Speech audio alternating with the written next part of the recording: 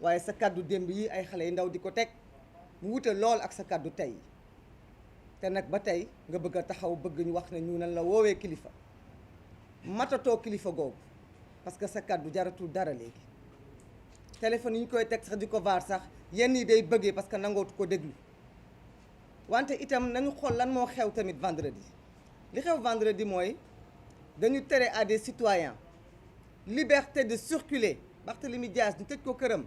du matin au soir c'est un précédent dangereux lan mooy loolu lan mooy nit di manifester ñu ne la doo génn sa buntu kër waaye encore plus grave pour ñun sénégalais jullit ñu doon ñu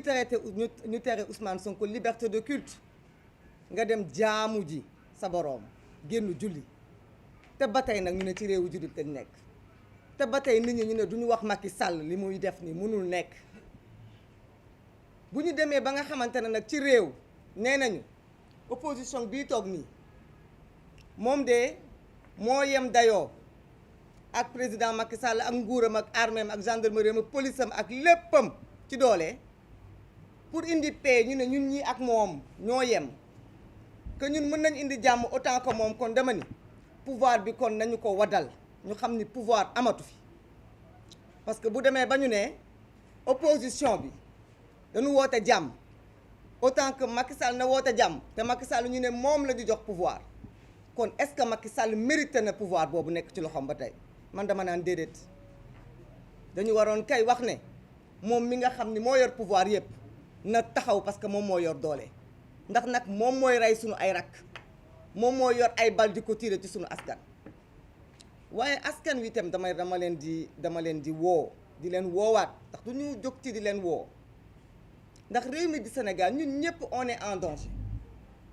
fii ku yeewu am soxla ci hôpital mën ngaa dee ndax hôpitaux yi gis nañ barki démb ay liir ñoo ci dee waxantuma ak ay mag plateau médical bi ñëpp wax nañ waaye ma ne tali bii dañ ciy risqué suñu vie ndax tey jii ci suba rek accident bu metti am na fii ci yoonu campement yeen bi ñeenti nit ñàkk ci seen bakkan moo na ñooñu manifesté wuñ de tali bi wóorul hôpitaux yi wóorul mbedd mi wóorul fenn wóorul parce que nit ñi dañ leen di agressé ci mbedd mi di leen agressé seen biir kër yi loolu yëpp ñu ngi koy dund fii ci période bi ñu wëlbatiku démb donc am na ku demoon ci stade moo ne manifestation yóbbu ko fa politicien wootewul ay grenade lacrymogène nee na ñaay moo tax mu ñàkk bakkanam kon dama ni est-ce que am nañu ñun war nañoo am tey taxaw di wax askan wi xale yi bu leen manifester xale yiy dem ma ne la ci bëggal seen bopp dem ci ay làmb ñoo mën a ñàkk seen bakkan xale yi di wut tekki ëllëg dugg ci géej gi ñoo mën a ñàkk seen bakkan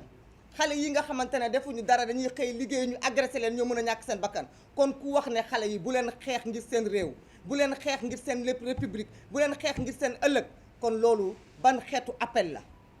dama ni dee ngir xeexal sa askan dafa ëpp foofu tuyaaba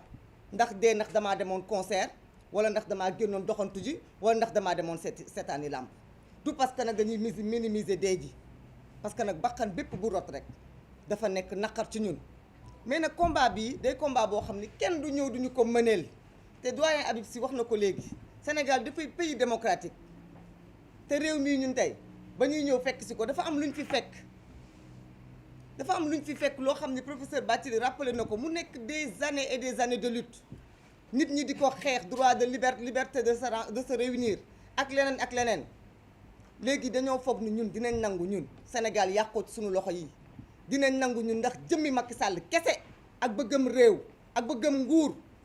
jëmm jooju tax kese ñu jël lépp lu nit ñi xeexoon ba joxuñu ko ñu jël ko teg ko ci suuf ndax suñu bëkkat wala ndax suñu ragal wala ndax suñu am lu ñuy seet ci suñu ay confort personnel duñu ko def parce que du suñu devoir duñu ko def parce que jamono jii nga xamante ne dañ fi fekk lii ngeen yor muy xarale yi lii ngeen yor nga xamante ne mooy rendre éternel bépp kaddu ak bépp taxawaay bu ëllëgee ñu duñu ko tegal duñu ko vaar naan démb bi Macky Sall ñëwee bëgg a réduire l'opposition à sa plus simple expression des gens se sont couchés nous refusons d'être cette opposition couchée nous serons l'opposition debout à Macky Sall te nag loolu la xam moo tax mu ne fii ñuy toog nii kenn du ci bokk ci élection yi je dis bien kenn du ci bokk ci élection yi te loolu 2012 ba léegi loolu lay def bu nañu trompé wu de combat wala de cible foog ni xeex bi waxul élection législative di Cheikh Tidiane wax na ko léegi ñu ngi jàkkaarloo koo xam ni dafa am fu mu bëgg a dem te nit ñi xam nañ ko te nag jàmbaarloo mënta ñàkk parce que buy tey muy 2023 muy 2024 ala kulli ali li ñu bañaloon Ablaye Wade duñ ko nangul moom kon nag may woowaat askan wi di leen wax gën leen takku gën leen am fulla bu leen kenn jox complexe bu leen kenn rusloo bu leen kenn wax ne leen li ngeen di xeex amul njëriñ ñi leen koy wax ñëpp kenn ci ñoom ku nekk nanguwul xool boppam ci seetu gëm leen ni réew mi seen réew la gëm leen ni ñiy dee ci biir géej gi ndax dañuy bëgg a daw Sénégal yéen bokk leen ci loolu da ngeen a toog affronter seen destin affronter seen avenir xeex ngir seen réew bu kenn ci yéen nag accepter tout simplement parce que dafa am ay appels yi ñuy wax ay waaw doomu nit ñi ñoo yéen a ciy dee yéen a ciy perte parce que dama ni bis bu yàlla sàkk bu ngeen yow fii ci Sénégal seen bakkan mu ngi ci xottu gerte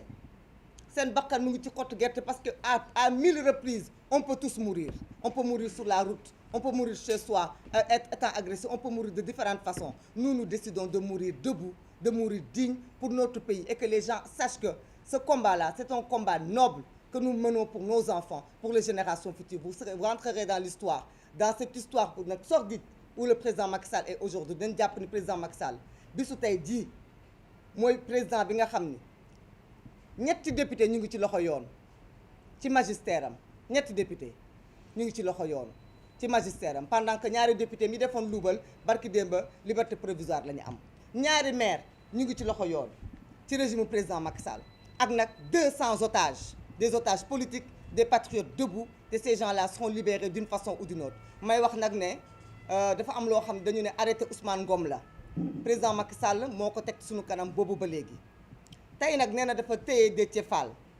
téye ko ci loxo yoon te tegu ko fenn téye Mame Diarra Fam ci loxo yoon te tegu ko fenn na xam ne violation arrêté Ousmane Ngom boobu moom mooy le principal coupable parce que nag on ira vers ces otages politiques là pour les soutenir et ces otages politiques là coûte que coûte seront libérés donc nous irons même au palais s'il le faut et au centre-ville parce que là où ils seront nous serons parce que nous menons le même combat et nous sommes du même bord je vous remercie. Merci Madame Maïmouna Bousso. La parole à Monsieur